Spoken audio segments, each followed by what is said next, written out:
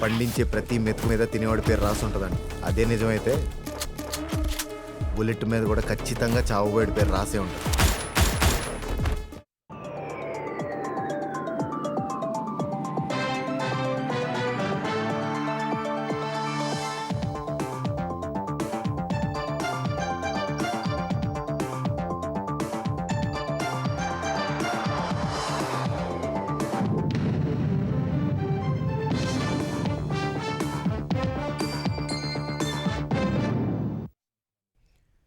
నమస్కారం, ఈటీవీ న్యూస్కు స్వాగతం. ముందుగా ముఖ్యాంశాలు.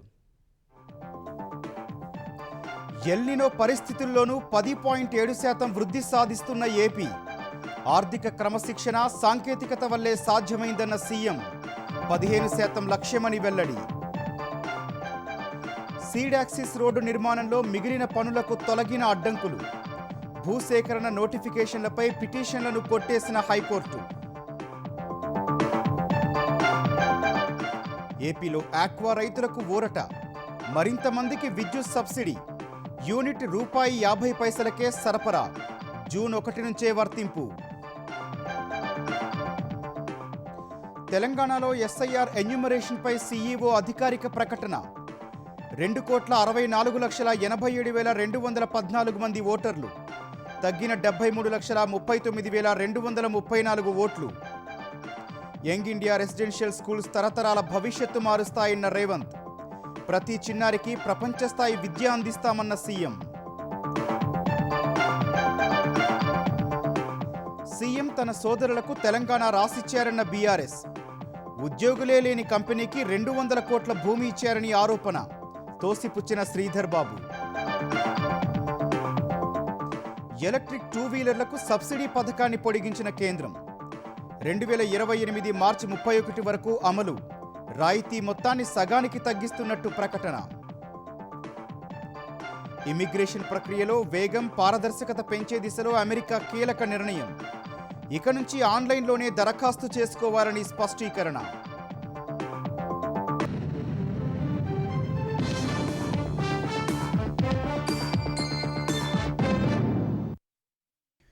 ఎల్నినో వంటి ప్రతికూల పరిస్థితుల్లోనూ ఆంధ్రప్రదేశ్ 10.7% సానుకూల ఆర్థిక వృద్ధి రేటు సాధించిందని ముఖ్యమంత్రి చంద్రబాబు చెప్పారు. భవిష్యత్తులో రాష్ట్ర వృద్ధి రేటును 15%కి తీసుకెళ్లేలా ప్రతి ప్రభుత్వ శాఖ వనరులను సమర్థంగా నిర్వహిస్తూ నిర్దిష్ట లక్ష్యాలతో ప్రణాళికలు రూపొందించాలని అధికారులను ఆదేశించారు. క్షేత్రస్థాయి వరకు సమాచారాన్ని సమగ్రంగా విశ్లేషిస్తూ సామాన్యుడిపై ఎలాంటి ధరల భారం పడకుండా తగిన కార్యాచరణ చేపట్టాలని సూచించారు. ఆంధ్రప్రదేశ్ ప్రణాళికా విభాగం అధికారులు జులై 2026 నివేదికను ముఖ్యమంత్రి చంద్రబాబుకు సచివాలయంలో అందజేశారు. గత 2 ఏళ్లుగా జాతీయ సగటు కంటే మెరుగైన రీతిలో ఆంధ్రప్రదేశ్ ఆర్థిక వ్యవస్థ స్థిరమైన ప్రగతిని కనబరుస్తోందని ప్రణాళికా విభాగం నివేదిక వెల్లడించింది. 2025-26 ఆర్థిక సంవత్సరం రెండో త్రైమాసికంలో వ్యవసాయ రంగం 13.5%, పారిశ్రామిక రంగం 10.6%, సేవారంగం 9.9% వృద్ధి నమోదు చేసి రాష్ట్ర ఆర్థిక వ్యవస్థకు వెన్నుదన్నుగా నిలిచాయి. పశుసంవర్ధక శాఖ పరిధిలో మాంసం ఉత్పత్తి 9.6%, గుడ్ల ఉత్పత్తి 5.1% మేర పెరిగాయి. ఐటీ, రవాణా, వాణిజ్య కార్యకలాపాలు వేగంగా విస్తరిస్తున్నాయి. వాణిజ్య వాహనాల నమోదు ఏకంగా 51.6% పెరగడం ఏపీలో పుంజుకున్న ఆర్థిక లావాదేవీలకు నిదర్శనంగా నిలుస్తోంది. ప్రభుత్వ టెక్నాలజీ ఇంటిగ్రేషన్ కారణంగా జీఎస్టీ వసూళ్లు 21% వృద్ధితో 13,282 కోట్లకు చేరాయి. సాధారణ ఎగుమతుల్లో 16,322 కోట్లతో 10.5% వృద్ధి నమోదు కాగా ఎస్టీపీఐ ద్వారా సాగిన ఎగుమతులు 32.2% మేర పెరిగాయి. 2.88 లక్షల కోట్ల విలువైన మెగా ప్రాజెక్టుల పెట్టుబడులు గ్రౌండింగ్ కావడం సహా ఎంఎస్ఎంఈ రంగంలో 60,000 కోట్ల మేర పెట్టుబడులు వచ్చినట్టు ప్రణాళికా విభాగం నివేదిక తెలిపింది. పన్ను, పన్నేతర ఆదాయాలు గణనీయంగా పెరిగినట్టు వివరించింది. నిరంతరం ఆర్థిక క్రమశిక్షణ పాటిస్తూ సాంకేతిక పరిజ్ఞానాన్ని విస్తృతంగా వినియోగించడం వల్లే ఈ స్థాయి ఫలితాలు సాధ్యమయ్యాయని చంద్రబాబు పేర్కొన్నారు. ఎల్నినో ప్రభావంతో వర్షపాతం తక్కువగా నమోదైనప్పటికీ స్థూల ఉత్పత్తి పడిపోకుండా అన్ని ప్రభుత్వ శాఖలు పరస్పర సమన్వయంతో పనిచేయాలని సీఎం స్పష్టం చేశారు. వాణిజ్య పన్నుల శాఖ తరహాలోనే ప్రతి ప్రభుత్వ శాఖలో కూడా అత్యాధునిక టెక్నాలజీని అనుసంధానించి నిర్దేశిత లక్ష్యాలను చేరుకోవాలని సూచించారు. కృష్ణానదిలో ప్రవాహాలు లేనందున గోదావరి వరద నీటిని మళ్లించి కృష్ణా డెల్టాను ఆదుకున్నామని, భూగర్భ జలాలు తగ్గుతున్న తరుణంలో నీటి లభ్యత, ఉత్పత్తుల విలువ జోడింపుపై ప్రత్యేక ప్రత్యామ్నాయ సదుపాయ ప్రణాళికలు సిద్ధం చేయాలన్నారు. ప్రజలపై నిత్యావసర ధరల భారం పడకుండా పర్యవేక్షించేందుకు ప్రత్యేక కమిటీని ఏర్పాటు చేయాలని అధికారులను ఆదేశించారు. అంతర్జాతీయ మార్కెట్లకు ఎగుమతులపై ఎలాంటి ప్రభావం పడకుండా జాగ్రత్త వహించాలన్నారు. లక్ష్య సాధన సులువయ్యేలా జిల్లా, నియోజకవర్గం, మండల వారీగా నివేదికలు తయారు చేయాలని నిర్దేశించారు. ఆర్థిక క్రమశిక్షణ పాటిస్తూనే అభివృద్ధి, సంక్షేమ ఫలాలను ప్రజలకు సమర్థంగా అందించేలా ప్రణాళిక రూపుదిద్దుకోవాలని సీఎం దిశానిర్దేశం చేశారు. పార్ట్నర్స్ ఇన్ నేషన్ బిల్డింగ్ కార్యక్రమాన్ని ప్రతి ఒక్కరి భాగస్వామ్యంతో చేపట్టాలని ముఖ్యమంత్రి చంద్రబాబు సూచించారు. సచివాలయంలోని ఆర్టీజీఎస్ నుంచి వివిధ శాఖలపై సీఎం సమీక్షించారు. ఈ కార్యక్రమంలో అధికారులు, ఉద్యోగులు, ప్రజలంతా భాగస్వామ్యం కావాలని పిలుపునిచ్చారు. ప్రభుత్వ సేవలను ప్రజలకు మరింత సులభంగా అందిస్తే జాతి నిర్మాణానికి సహకరించినట్టేనని అభిప్రాయపడ్డారు. ప్రతి ఉద్యోగి, ప్రతి అధికారి వికసిత్ భారత్, స్వర్ణాంధ్ర లక్ష్య సాధనకు సహకరించాలని కోరారు. రోడ్ డాక్టర్ పేరుతో zero pothole mission take up చేయాలని సూచించారు. గుంతలు పడిన రోడ్లను వెంటనే మరమ్మతులు చేపట్టేలా చర్యలు చేపట్టాలన్నారు. ఇప్పటికే కొన్ని చోట్ల ప్రయోగాత్మకంగా చేస్తున్నారన్న సీఎం దీన్ని రాష్ట్ర వ్యాప్తంగా అమలు చేయాలని ఆదేశించారు. నెలవారీ ఆర్థిక ప్రగతి నివేదికపైన సీఎం సమీక్షించారు. జూలై నెలలో 10.70% వృద్ధిని నమోదు చేయగలిగామని, ఎల్నినో ప్రభావం ఇప్పటి నుంచి ఎక్కువగా ఉండనుందని తెలిపారు. ఇప్పుడే అసలు సమస్యలు ఎదురయ్యే ప్రమాదం ఉందని, వీటిని అధిగమించాలని సీఎం సూచించారు. ఆంధ్రప్రదేశ్ రాజధాని ప్రాంత అభివృద్ధి అథారిటీ పరిధిలోని సీడ్ యాక్సిస్ రోడ్ నిర్మాణానికి అడ్డంకులు తొలగాయి. రోడ్డు నిర్మాణానికి అవసరమైన భూసేకరణపై ప్రభుత్వం ఇచ్చిన నోటిఫికేషన్ను సవాల్ చేస్తూ దాఖలు చేసిన పిటిషన్లను హైకోర్టు కొట్టేసింది. సీడ్ యాక్సిస్ రోడ్డు నిర్మాణానికి అవసరమైన భూసేకరణ విషయంలో అధికారులు చట్ట నిబంధనలను అనుసరించలేదని, భూసేకరణ నోటిఫికేషన్, దానికి అనుగుణంగా ఇచ్చిన ప్రొసీడింగ్స్ను రద్దు చేయాలని పలువురు రైతులు హైకోర్టు సింగిల్ జడ్జి వద్ద వ్యాజ్యాలు దాఖలు చేశారు. ప్రభుత్వం తరపున వాదనలు వినిపించిన ఏజీ దమ్మాలపాటి శ్రీనివాస్ నిబంధనల ప్రకారమే భూసేకరణ చేపడుతున్నామని తెలిపారు. ఈ వాదనలు విన్న కోర్టు పిటిషన్లను కొట్టేస్తూ ఉత్తర్వులు జారీ చేసింది. ఆంధ్రప్రదేశ్లోని చిట్టచివరి గ్రామానికి సైతం రహదారి సౌకర్యం కల్పించేలా కూటమి ప్రభుత్వం పనిచేస్తోందని ఉప ముఖ్యమంత్రి పవన్ కళ్యాణ్ చెప్పారు. గ్రామీణ రహదారుల నిర్మాణంపై పంచాయతీరాజ్ శాఖ అధికారులతో ఆయన సమీక్షించారు. ఇప్పటికే అడవితల్లి బాట పేరిట అల్లూరి, మన్యం జిల్లాల్లోని ఎన్నో గిరిజన గ్రామాలకు రహదారి సౌకర్యం కల్పించగా ఇప్పుడు మైదాన ప్రాంతాల్లో మారుమూల పల్లెలు, ఆవాసాలు, కుగ్రామాలకు రోడ్లు వేసేలా ప్రణాళికలు సిద్ధం చేశారు. 158 మారుమూల గ్రామాలకు అనుసంధాన రహదారులు నిర్మించేందుకు పరిపాలన అనుమతులు ఇచ్చారు. 347 కిలోమీటర్ల పొడవున 146 రోడ్లు, 19 వంతెనల నిర్మాణం చేపట్టనున్నారు. 13 జిల్లాల్లో రహదారి సౌకర్యం లేని ఆవాసాలను గుర్తించి అంచనాలు రూపొందించామన్నారు. ప్రధానమంత్రి గ్రామ సడక్ యోజన పథకం కింద 422 కోట్ల నిధులు వచ్చాయని తెలిపారు. రోడ్ల నిర్వహణకు మరో 24.47 కోట్లు విడుదల కాగా, రోడ్ల నిర్మాణంలో అత్యున్నత ప్రమాణాలు పాటించాలని పవన్ అధికారులను ఆదేశించారు. రోడ్లు, వంతెనల నిర్మాణంతో ఆయా గ్రామాల ప్రజలకు మెరుగైన విద్య, వైద్యం, మార్కెటింగ్ సదుపాయాలు అందుబాటులోకి వస్తాయని తెలిపారు.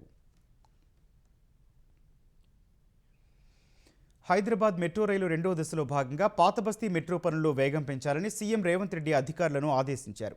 ఎంజీబీఎస్ నుంచి చాంద్రాయణగుట్ట వరకు 7.5 కిలోమీటర్ల రోడ్డు విస్తరణ పనులను త్వరగా పూర్తి చేయాలన్నారు. ఈ కారిడార్లో మెట్రో పనులకు టెండర్ ప్రక్రియను మొదలుపెట్టాలని సూచించారు. మెట్రో విస్తరణ కోసం పెండింగ్లో ఉన్న భూసేకరణ పనులను త్వరగా పూర్తి చేయాలన్నారు. ప్రయాణికుల రద్దీకి తగినట్టు మెట్రో రైళ్లకు అదనపు బోగీలు జత చేయాలని సూచించారు. మెట్రో రైలు కోచ్లు కొనుగోలు చేసేందుకు చర్యలు తీసుకోవాలని పేర్కొన్నారు. మెట్రో 2వ దశలో భాగంగా ఎంజీబీఎస్ నుంచి చాంద్రాయణగుట్ట వరకు 7.5 కిలోమీటర్ల కారిడార్ కోసం ప్రస్తుత టెక్నాలజీపై ఢిల్లీ మెట్రోను సంప్రదించి సలహాలు తీసుకోవాలని రేవంత్ రెడ్డి సూచించారు. డిసెంబర్లో జరగనున్న ఇన్వెస్ట్ తెలంగాణ గ్లోబల్ సమ్మిట్పై కూడా అధికారులతో చర్చించిన సీఎం వివిధ వ్యాపార రంగాల్లో గుర్తింపు పొందిన ప్రముఖులను సమ్మిట్లో సన్మానించేలా కార్యాచరణ రూపొందించాలని సూచించారు. తెలంగాణలో పెట్టుబడులను ఆకర్షించేలా అంతర్జాతీయ ప్రమాణాలతో సమ్మిట్ ఏర్పాట్లు ఉండాలన్నారు. గతేడాది నిర్వహించిన సమ్మిట్లో వచ్చిన పెట్టుబడులు, పురోగతికి సంబంధించి పూర్తి వివరాలు ఇవ్వాలని ఆదేశించారు. పెట్టుబడుల్లో మరింత పురోగతి సాధించేందుకు ప్రణాళికలు తయారు చేయాలని సూచించారు. Young India integrated residential schools తరతరాల భవిష్యత్తును మార్చబోతున్నాయని సీఎం రేవంత్ రెడ్డి తెలిపారు. తెలంగాణలో నిర్మిస్తున్న ఇంటిగ్రేటెడ్ రెసిడెన్షియల్ స్కూళ్ల భవనాలపై ఈ మేరకు ఎక్స్లో పోస్ట్ చేశారు. భవనాలు నిర్మించడం సులభమే కానీ కళలకు పునాదులు వేయాలంటే ప్రభుత్వానికి సంకల్పం ఉండాలన్నారు. ఆ సంకల్పంతోనే young India integrated residential schools వేగంగా రూపుదిద్దుకుంటున్నాయని సీఎం పేర్కొన్నారు. ఆర్థిక, సామాజిక అసమానతలకు ముగింపు పలుకుతూ కులం, మతం, ప్రాంతం, కుటుంబ నేపథ్యం అనే గీతల్ని చెరిపేస్తూ ప్రతి చిన్నారికి ప్రపంచ స్థాయి విద్యను అందించడమే ప్రభుత్వ లక్ష్యమని రేవంత్ రెడ్డి తెలిపారు. ప్రతి నియోజకవర్గంలో అత్యాధునిక వసతులతో నిర్మితమవుతున్న ఈ విద్యాలయాలు పేద కుటుంబాల పిల్లలను రేపటి శాస్త్రవేత్తలుగా, పరిపాలకులుగా, పారిశ్రామికవేత్తలుగా, నవభారత నిర్మాతలుగా తీర్చిదిద్దే జ్ఞాన మందిరాలుగా నిలుస్తాయని వ్యాఖ్యానించారు. ఒక్కో పాఠశాలను 200 కోట్లతో రాష్ట్ర వ్యాప్తంగా 105 యంగ్ ఇండియా స్కూళ్లను అంతర్జాతీయ ప్రమాణాలు, అధునాతన వసతులతో నిర్మిస్తున్నట్లు పోస్టులో వివరించారు. ప్రతి యంగ్ ఇండియా రెసిడెన్షియల్ స్కూల్ 25 నుంచి 30 ఎకరాల్లో 5,36,000 చదరపడుగుల్లో 2,650 మంది విద్యార్థులకు సరిపోయేలా నిర్మిస్తున్నట్లు పేర్కొన్నారు. తెలంగాణలో ఓటరు జాబితా ప్రత్యేక సమగ్ర సవరణ ఎస్ఐఆర్ ముసాయిదా దశలోనే 73 లక్షలకు పైగా ఓట్లు తగ్గిపోయాయి. వారిలో దాదాపు 45 లక్షల మంది మరో చోటుకు షిఫ్ట్ అయినట్లు సీఈఓ కార్యాలయం ప్రకటించింది. 9 లక్షల మంది మరణించినప్పటికీ ఓటరు జాబితాలో కొనసాగుతున్నట్లు అధికారులు గుర్తించారు. డూప్లికేట్ ఓట్లు 6,70,000 ఓట్లు ఉన్నట్లు తేలింది. ఈ నెల 17న ఓటర్ల ముసాయిదా జాబితా ప్రకటించి అదే రోజు నుంచి అభ్యంతరాలను స్వీకరించేందుకు ఎన్నికల కమిషన్ ఏర్పాట్లు చేస్తోంది.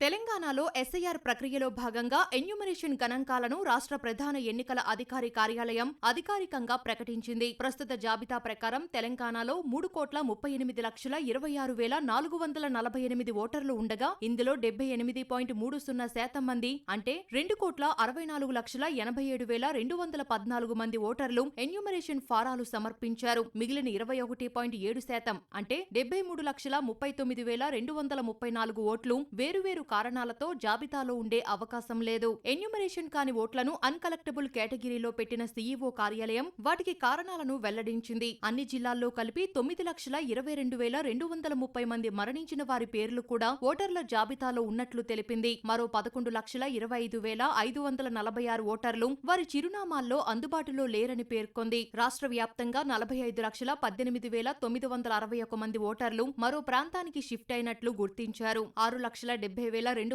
మంది డూప్లికేట్ ఓటర్లు ఉన్నట్లు తేల్చారు. మరో 1,02,294 మంది ఇతర కారణాలతో ఎన్యూమరేషన్ కాలేదని తెలిపింది. జూన్ 25 నుంచి నిన్నటి వరకు ఎన్యూమరేషన్ ప్రక్రియ జరగ్గా బిఎల్ఓలు, ఇతర క్షేత్రస్థాయి సిబ్బంది విజయవంతంగా ఎన్యూమరేషన్ నిర్వహించారని సీఈఓ సుదర్శన్ రెడ్డి అభినందించారు. ఎన్యూమరేషన్ వివరాలను కేంద్ర ఎన్నికల కమిషన్ కు పంపేందుకు సీఈఓ కార్యాలయం ఏర్పాట్లు చేస్తోంది. ఈసీ ఆమోదంతో ఈ నెల 17న ఓటర్ల ముసాయిదా జాబితా ప్రకటించనున్నారు. ఆ రోజు నుంచి సెప్టెంబర్ 16 వరకు అభ్యంతరాలు, క్లెయిమ్లు స్వీకరించనున్నారు. ఈ నెల 17 నుంచి అక్టోబర్ 17 వరకు అవసరమైన వారికి నోటీసులు ఇవ్వడంతో పాటు అభ్యంతరాలు, క్లెయిమ్లు పరిష్కరిస్తారు. రాష్ట్ర వ్యాప్తంగా సుమారు 60 లక్షల మందికి నోటీసులు ఇచ్చే పరిస్థితి కనిపిస్తోంది. గత ఎస్ఐఆర్ వివరాలు ప్రస్తావించిన వారికి, కుటుంబ సభ్యుల పేర్లు, వయసుతో పోల్చితే భారీ తేడాలున్న వారికి నోటీసులు ఇచ్చే అవకాశం ఉంది. నోటీసులు వస్తే కేంద్ర ఎన్నికల కమిషన్ నిర్ణయించిన 12 ధృవీకరణ పత్రాల్లో ఏదో ఒకటి సమర్పించాల్సి ఉంటుంది. అన్ని ప్రక్రియలు పూర్తయిన తర్వాత అక్టోబర్ 19న తుది ఓటర్ల జాబితాను ప్రకటిస్తారు. ఎస్ఐఆర్లో అర్హులైన ఓటర్లకు అన్యాయం జరగకుండా పోరాటం చేస్తామని బీఆర్ఎస్ కార్యనిర్వాహక అధ్యక్షుడు కేటీఆర్ తెలిపారు. 74 లక్షల ఓట్లు అన్కలెక్టబుల్గా ఉండటం ఆందోళనకరమని అన్నారు. ఎస్ఐఆర్పై బీఆర్ఎస్ ఏర్పాటు చేసిన కమిటీతో తెలంగాణ భవన్లో కేటీఆర్ సమావేశమయ్యారు. ఎస్ఐఆర్ ప్రక్రియలో క్షేత్రస్థాయిలో బీఆర్ఎస్ నిర్వహిస్తున్న కార్యక్రమాలు, ఓటర్లకు ఎదురవుతున్న సమస్యలు, అర్హులైన ఓటర్ల ఓట్లు తొలగించకుండా తీసుకోవాల్సిన చర్యలపై చర్చించారు. అర్హులైన ఒక్క ఓటు కూడా తొలగిపోకుండా చూడటం ముఖ్యమని తెలిపారు. ముసాయిదా ఓటరు జాబితా ప్రచురణ తర్వాత తీసుకోవాల్సిన చర్యలపై జిల్లాల వారీగా పార్టీ సమావేశాలు నిర్వహిస్తామని కేటీఆర్ వివరించారు. అంటే ఓవరాల్గా చూస్తే కేవలం 2 కోట్ల ఓట్లు మాత్రమే ఇప్పటికీ ఎస్ఐఆర్ ప్రక్రియ ముగిసిన తర్వాత కరెక్ట్గా ఉన్నాయి. మిగతా అంతా కూడా కొన్ని పోయే అవకాశం ఉంది, కొన్ని తప్పుల తడకగా ఉన్నాయని చెప్పి ఎలక్షన్ కమిషన్ చెప్తా ఉన్న సమాచారం. ఆగస్టు 15 నాడు ముసాయిదా ప్రచురిస్తారని చెప్తున్నారు. తర్వాత ఏం చేయాలి అనే దాని మీద జిల్లాల వారీగా సమావేశాలు పెట్టుకోవాలనుకున్నాం. అట్లాగే మా లీగల్ సెల్ తో కూడా కూర్చున్నాము. అర్హుల ఓట్లు పోకుండా ఎట్లా చూసుకోవాలి, ఎవరికైతే అన్యాయం జరిగే పరిస్థితి ఉందో వారికి న్యాయం ఎట్లా చేయాలి అనే దాని మీద కూడా న్యాయ నిపుణులతో కూడా మాట్లాడుకున్నాం. 13-14 తారీఖుల్లో కొన్ని సమావేశాలు పెట్టుకోవాలనుకున్నాం. పెద్దలు కేసీఆర్ గారితో ఒకసారి మాట్లాడిన తర్వాత ఆ సమావేశాల యొక్క తరలి కూడా వెల్లడిస్తాము. ఎలక్ట్రిక్ 2 వీలర్లకు సబ్సిడీ అందించే పథకాన్ని కేంద్ర ప్రభుత్వం పొడిగించింది. పీఎం ఈ డ్రైవ్ పథకాన్ని 2028 మార్చి 31 వరకు పొడిగించింది. అయితే ఈ విభాగానికి అందించే ప్రోత్సాహకాలను సగానికి తగ్గించింది. గతంలో పర్ కిలోవాట్ అవర్కు 5,000 ప్రోత్సాహకంగా ఇస్తే ఇకపై పర్ కిలోవాట్ అవర్కు 2,500 రూపాయలు మాత్రమే ఇవ్వనుంది. 2025 ఏప్రిల్ 1 నుంచి 2028 మార్చి 31 మధ్య రిజిస్టర్ అయిన ఎలక్ట్రిక్ 2 వీలర్లు కిలోవాట్ అవర్కు 2500 చొప్పున ప్రోత్సాహకాన్ని పొందవచ్చని కేంద్ర భారీ పరిశ్రమల మంత్రిత్వ శాఖ నోటిఫికేషన్ జారీ చేసింది. ప్రోత్సాహకాలను వాహనానికి గరిష్టంగా 5000కు మాత్రమే పరిమితం చేసింది. ఈ ప్రోత్సాహకాన్ని పొందడానికి ఎలక్ట్రిక్ ద్విచక్ర వాహనాల గరిష్ట ఎక్స్ ఫ్యాక్టరీ ధర ₹1,50,000గా నిర్ణయించింది. ఈ విభాగానికి భారీ పరిశ్రమల మంత్రిత్వ శాఖ 2767 కోట్ల నిధులు అందించనుంది. స్వాతంత్ర దినోత్సవాన్ని పురస్కరించుకుని ప్రతి ఇంటిపైన జెండాను ఎగరవేయాలని ప్రధాని నరేంద్ర మోదీ పిలుపునిచ్చారు. పార్లమెంటు వర్షాకాల సమావేశాల్లో ప్రతిష్టంభన కొనసాగుతోన్న వేళ ఎన్డీఏ కూటమి ఎంపీలతో నిర్వహించిన భేటీలో పాల్గొన్న ప్రధాని అందరితో కలిసి జాతీయ జెండాలను పట్టుకుని వందే మాతరం, భారత్ మాతాకి జై అంటూ నినాదాలు చేశారు. అనంతరం ఆయన ఓ రీల్ను పోస్ట్ చేశారు. స్వాతంత్ర సమరయోధులకు నివాళులర్పించేందుకు కలిసి రావాలని ప్రజలను కోరారు.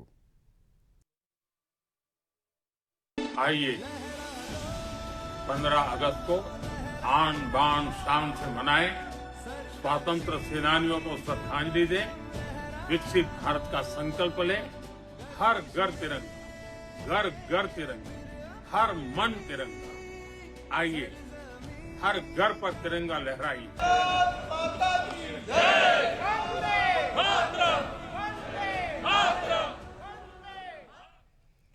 విపక్షాల నిరసన మధ్య లోక్సభ మరో 2 బిల్లులను ఆమోదించింది. కేరళ పేరును కేరళంగా మార్చే bill, national cooperative development corporation సవరణ బిల్లులకు లోక్సభ ఆమోదముద్ర వేసింది. ఉదయం సభ సమావేశం కాగానే విపక్ష సభ్యులు నిరసన కొనసాగించడంతో లోక్సభ మధ్యాహ్నం 2 గంటలకు వాయిదా పడింది. జూలై 20న ఢిల్లీలో విద్యార్థులపై జరిగిన లాఠీచార్జ్ అంశంపై హోంమంత్రి అమిత్ షా ప్రకటన చేస్తారని చెప్పినప్పటికీ విపక్ష సభ్యులు శాంతించలేదు. అయోధ్య విరాళాల చోరీ అంశంపైన చర్చించారని పట్టుబట్టారు. మధ్యాహ్నం 2 గంటలకు సమావేశమైనప్పుడు కూడా సభలో ఆందోళన కొనసాగింది. ఈ గందరగోళం మధ్య ఎలాంటి చర్చ లేకుండా కేరళ పేరును కేరళంగా మార్చే బిల్లును లోక్సభ మూజువానీ ఓటుతో ఆమోదించింది. తర్వాత నేషనల్ కోఆపరేటివ్ డెవలప్మెంట్ కార్పొరేషన్ సవరణ బిల్లు 2026ను కూడా చర్చ లేకుండానే మూజువానీ ఓటుతో ఆమోదించింది. తర్వాత లోక్సభ బుధవారానికి వాయిదా పడింది.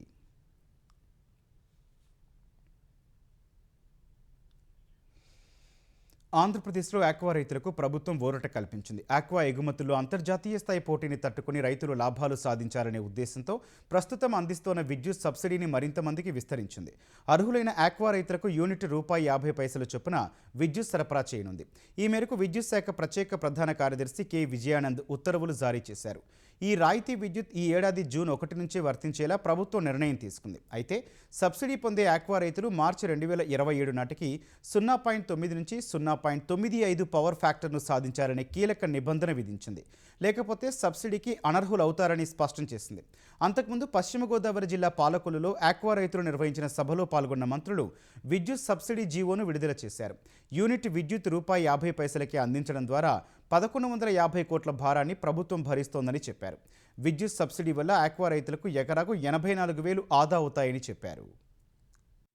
ఆక్వా రంగం చంద్రబాబు నాయుడు మానస పుత్రిక అని చెప్పి మీకు తెలియజేస్తున్నా. 2019వ సంవత్సరానికి 15.9% చంద్రబాబు ఆధ్వర్యంలో గ్రోత్ రేట్కి వచ్చిన విషయాన్ని గుర్తు చేస్తున్నాను. 2019లో ఒక దోపిడీ దారుణ అధికారంలోకి తీసుకొచ్చాడు. 2019 చంద్రబాబు నాయుడు దిగిపోయేసరికి ఆక్వా ఫీడ్ ధర కేజీ ₹87 ఉండేది. 6 సార్లు 27% పెంచి ₹110 చేశాం. మేము వచ్చాం 5-10 పైసలు వెంటనే తగ్గించాం. గ్లోబల్ దిగ్గజ బయోటెక్నాలజీ సంస్థ ఆమ్జెన్ జీనోమ్ వ్యాలీలో అత్యాధునిక పరిశోధన ఆవిష్కరణల కేంద్రం ఏర్పాటు చేయడానికి ముందుకొచ్చింది. సచివాలయంలో ఐటీ పరిశ్రమల శాఖ మంత్రి శ్రీధర్ బాబు సమక్షంలో ఈ మేరకు ప్రభుత్వంతో MOU చేసుకుంది. ఈ పరిశోధన కేంద్రంలో స్థానిక ప్రతిభావంతులకు ఉద్యోగ అవకాశాలు లభిస్తాయని మంత్రి శ్రీధర్ బాబు తెలిపారు. ఆమ్జెన్ ఇటీవల 3,000 మంది ఉద్యోగులతో అతిపెద్ద GCCని ఏర్పాటు చేసిన విషయాన్ని మంత్రి గుర్తు చేశారు. ఔషధ రంగ దిగ్గజ కంపెనీలు తెలంగాణ పట్ల అపార విశ్వాసం కనబరచడం తమ ప్రభుత్వానికి దక్కిన గౌరవమని పేర్కొన్నారు. ముఖ్యమంత్రి రేవంత్ రెడ్డి తన సోదరులకు తెలంగాణను రాసి చేశారని బీఆర్ఎస్ కార్యనిర్వాహక అధ్యక్షుడు కేటీఆర్ విమర్శించారు. ఉద్యోగులే లేని ఓ కంపెనీకి చైర్మన్గా సీఎం తమ్ముడు కొండలరెడ్డి వ్యవహరిస్తున్నారన్న ఆయన ఆ సంస్థకు ప్రభుత్వం 200 కోట్లు విలువ చేసే భూమిని కేటాయించిందని ఆరోపించారు. ఈ అంశాన్ని గవర్నర్ దృష్టికి కూడా తీసుకెళ్తామన్న కేటీఆర్ ఈ భూ కేటాయింపులకు సీఎం సోదరుడికి సంబంధం లేదని మంత్రి శ్రీధర్ బాబు బుకాయిస్తున్నారని మండిపడ్డారు.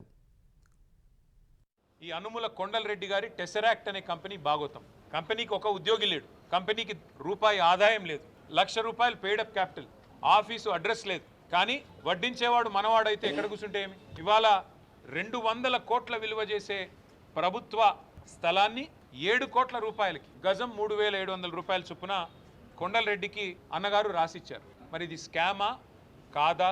మరి పక్క రాష్ట్రంలో కర్ణాటకలో ముఖ్యమంత్రి గారి సతీమణికి ఆనాడు 3 ఎకరాల స్థలం ఇస్తేనే ఆ ముఖ్యమంత్రి రాజీనామా చేసే పరిస్థితి వచ్చింది. తప్పకుండా ఈ అంశాన్ని వదిలిపెట్టం. టెస్సరాట్ కంపెనీకి సీఎం రేవంత్ రెడ్డి సోదరులకు సంబంధం లేదని తెలంగాణ పరిశ్రమల శాఖ మంత్రి శ్రీధర్ బాబు తెలిపారు. సోషల్ మీడియా పోస్టుల ఆధారంగా కేటీఆర్ ఆరోపించడం సరికాదన్నారు. టెస్సరాట్ కంపెనీకి నిబంధనల ప్రకారమే భూ కేటాయింపులు జరిగాయని, ధర 1.5 కోటిగా నిర్ణయించి కేటాయింపులు చేశామన్నారు. గతంలో బీఆర్ఎస్ 90 లక్షలకే ఎకరం కేటాయించిందని అన్నారు. భూ కేటాయింపులో సీఎం తన ప్రమేయం ఏమీ లేదన్నారు. పీఎం ఏక్తా మాల్ టెండర్లు కూడా పారదర్శకంగా జరిగాయని, ట్రేడ్ ప్రమోషన్ కార్పొరేషన్ రూల్స్ ప్రకారమే మాల్ నిర్మాణం జరుగుతుందని చెప్పారు. పరిశ్రమలు రాకూడదనే ఎజెండాతో కేటీఆర్ ప్రవర్తిస్తున్నారని శ్రీధర్ బాబు ఆక్షేపించారు. తమకు ఎవరిపై కక్షపూరిత ధోరణి లేదని, చట్ట ప్రకారమే ముందుకెళ్తున్నామని తెలిపారు. బీఆర్ఎస్ హయాంలో జరిగిన భూ కేటాయింపులపై విచారణ చేయిస్తామని చెప్పారు. పారిశ్రామికవేత్తలను బీఆర్ఎస్ నేతలు బెదిరిస్తున్నారని మంత్రి ధ్వజమెత్తారు. బీఆర్ఎస్ నేతలపై కక్ష లేదని, ఉంటే వాళ్లు జైల్లో ఉండేవారని అన్నారు. అమెరికా ఇమ్మిగ్రేషన్ ప్రక్రియలో పారదర్శకత, వేగాన్ని పెంచడం సహా నిర్వహణ వ్యయాన్ని తగ్గించేందుకు ట్రంప్ ప్రభుత్వం కీలక నిర్ణయం తీసుకుంది. గ్రీన్ కార్డు, పౌరసత్వం, ఆశ్రయం వంటి ప్రయోజనాలు పొందేందుకు వలసదారులు ఆన్లైన్లో దరఖాస్తు చేసుకోవడాన్ని తప్పనిసరి చేయనుంది. ఈ మేరకు US citizenship and immigration services federal రిజిస్టర్లో కొత్త నిబంధనలను ప్రచురించింది. కనీసం 180 రోజుల పాటు ఈ ఫైలింగ్ సదుపాయం అందుబాటులో ఉన్న ఏ దరఖాస్తునైనా ఇకపై ఆన్లైన్లోనే పూరించడం తప్పనిసరి కానుంది. తాజా నిర్ణయం వల్ల అనేక ఇమిగ్రేషన్ సేవలపై ప్రభావం పడనుంది. Green card, renewals, family based పిటిషన్లు, పౌరసత్వం, ఆశ్రయం కోసం చేసుకునే అభ్యర్థనలు, ఉపాధి అనుమతి దరఖాస్తులు, తాత్కాలిక రక్షణ హోదా ప్రయోజనాలు పొందేందుకు వలసదారులు ఇకపై ఆన్లైన్లోనే సమర్పించాల్సి ఉంటుంది. అమెరికా, ఇజ్రాయిల్లో ఉద్రిక్తతలు కొనసాగుతున్న వేళ Iran supreme leader Mojtaba Khamenei దేశ సైనిక నాయకత్వంలో భారీ ప్రక్షాళన చేపట్టారు. అత్యంత కీలకమైన Islamic revolutionary guard corps IRGC, regular సాయుధ దళాలు, అలాగే బాసిజ్ మిలీషియాలో 6 అత్యున్నత సైనిక పదవులకు కొత్త కమాండర్లను నియమించారు.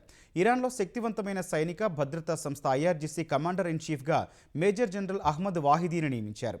ఐఆర్జీసీకి చెందిన ప్రతిష్టాత్మక కుద్స్ ఫోర్స్కు కమాండర్గా పనిచేసిన వాహిదీకి ఇరాన్ భద్రత, వ్యూహాత్మక నిర్ణయాలు తీసుకోవడంలో అపార అనుభవం ఉంది. ఇరాన్ సాయుధ దళాల చీఫ్ ఆఫ్ స్టాఫ్గా మేజర్ జనరల్ అలీ అబ్దుల్లాహీని ఎంపిక చేశారు. ఆపరేషనల్ స్థాయిలో ఐఆర్జీసీ నావీ కమాండర్గా రియర్ అడ్మిరల్ అలీ అజ్మాయిని నియమించారు. ఇరాన్ భద్రతా వ్యవహారాల్లో నిపుణుడైన నిఘా విభాగం నేత హుస్సేన్ తాయిబ్ను బాసిద్ దళాల అధిపతిని చేశారు. కియూమర్స్ హైదరీ, మొస్తాఫా ఇజాదీలకు ఐఆర్జీసీ మిలిటరీ కమాండ్లలో సీనియర్ డిప్యూటీ పదవులు దక్కాయి.